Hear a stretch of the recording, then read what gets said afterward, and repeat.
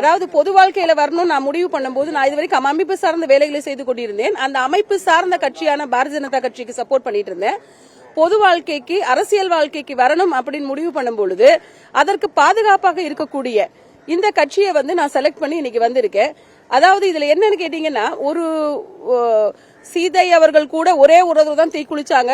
ஒரு 4.5 வருஷம் தினம் தீக்குளிச்சு தன்னுடைய கட்சியையும் ஆட்சியும் காப்பாற்றி அண்ணா திராவிட முன்னேற்ற கழகத்தை இன்னைக்கு கையில வச்சிருக்கிற அண்ணன் எடப்பாடியார் அவர்கள் தலைமையில் சிறுபான்மையினர் ஒன்று சேர்ந்து அவர்களுடைய வாக்குகளை பெற்று சிறுபான்மையினர் தமிழ்நாட்டில் அவர்கள் எதிர்பார்த்த அவருடைய வாழ்வாதாரத்தை உயர்த்த வேண்டும் என்ற காரணத்திற்காக அண்ணா திராவிட முன்னேற்ற கழகத்தில் சேர்ந்திருக்கிறேன். பாஜகவிற்கு ஆதரவாக பாஜகவில் சேராததற்கு என்ன காரணம்? பாஜக சிறுபான்மையினருக்கு பாதுகாப்பு இல்லாத ஒரு கட்சி இருக்கா?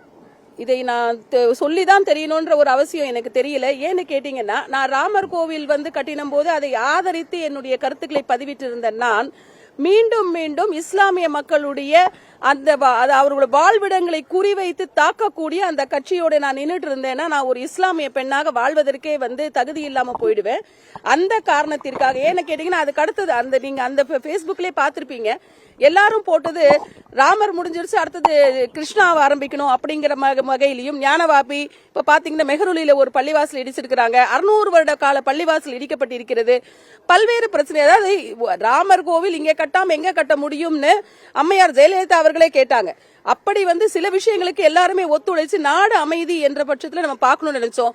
மீண்டும் மீண்டும் சிறுபான்மையினர் குறிவைத்து தாக்கப்பட்டு கொண்டிருக்கும் பொழுது அந்த இடத்தில் நான் இருப்பது சரி என்று எனக்கு படவில்லை. அதனால நான் விலகிவிட்டேன். நீங்க சந்திக்கும் பொழுது அவரு பொதுச் செயலாளர் என்ன சொன்னாரு? பொதுச் செயலாளர், நீங்க எல்லாம் வரது எங்களுக்கு ரொம்ப சந்தோஷம். சிறுபான்மையினருக்கு எதிரான கட்சி இது இல்ல, இதை நாங்கள் பல வகையில நாங்க நிரூபிச்சிருக்கிறோம். ஏன்னா பாத்தீங்கன்னா, நாகூர் தர்கால சந்தன மரங்களை கொடுத்து, அதாவது சந்தன கட்டைகளை கொடுத்ததே அதிமுக அரசாங்கம் தான் கொடுத்தது.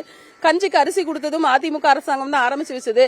இப்படி அது மட்டும் இல்லாமல் பல்வேறு வகையான அந்த ஹஜ் பயணத்தை மத்திய அரசாங்கத்தின் மூலமாக தடை செய்யப்பட்ட போது 8 கோடி ரூபாய் கொடுத்து அந்த விஷயத்தையும் கொண்டு வந்தது அதிமுக அரசாங்கம். இப்படி அந்த பல்வேறு திட்டங்களை நாங்க பண்ணிட்டு இருக்கோம். ஏதோ ஒரு காரணத்தினால் எங்கள் மீது ஒரு நகர்ந்து நிற்கக்கூடிய இஸ்லாமிய மக்களை ஒருங்கிணைக்கும் வகையில் நீங்கள் செய்யுங்க, நீங்க உங்களுக்கு நாங்க கட்சி என்னைக்கும் துணையாக இருக்கும், நாங்கள் என்றைக்கும் சிறுபான்மையினருக்கு ஆதரவாக இருப்போம் என்பதுதான் அவருடைய கருத்தா சொன்னார். கடந்த நாடாளுமன்ற தேர்தலா இருக்கட்டும், சட்டமன்ற தேர்தலா இருக்கட்டும், பாஜகவோடு அதிமுக கூட்டணியில் இருந்தாங்க. இப்ப இல்ல. இந்த முறை சிறுபான்மையினருடைய ஆதரவு எப்படி இருக்கும்?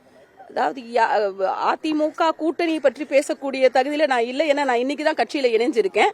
ஆனால் சென்ற முறை அக்கூட்டணியில் இருந்த பொழுது கூட்டணி தர்மத்திற்காக பல்வேறு விஷயங்கள் நடைபெற்றது. ஆனா இப்ப தனித்து இருக்கும் பொழுது அண்ணன் எடப்பாடியார் அவர்கள் மிக தெளிவாக அவர்கள் சொல்லி இருக்கிறாங்க, இந்த மாதிரி கூட்டணி இல்லை என்பதை மிகவும் உறுதிப்படுத்தி சொல்லி இருக்கிறார். அந்த உறுதிப்படுத்தி சொல்லி இருக்கின்ற சூழ்நிலையில் மதுரை மாநாடு இஸ்லாமியருடைய அவர்களுக்கு எவ்வளவு சப்போர்ட்டா இருக்காங்கன்னு நிரூபிச்சிருக்கு. சில பல கொள்கை மாறுபாடு இப்போ எஸ்டிபியோடு எனக்கு அந்த அமைப்பில் இருந்தபோது சில மாறுபாடுகள் இருந்திருக்கலாம். ஆனால் இன்று நான் அந்த இணைப்பில் நான் போல, நான் கட்சியில் ஒரு அங்கமாக அண்ணா திராவிட முன்னேற்ற கழகத்தில் ஒரு அங்கமாக நான் இன்னைக்கு இணைந்திருக்கிறேன். நன்றி.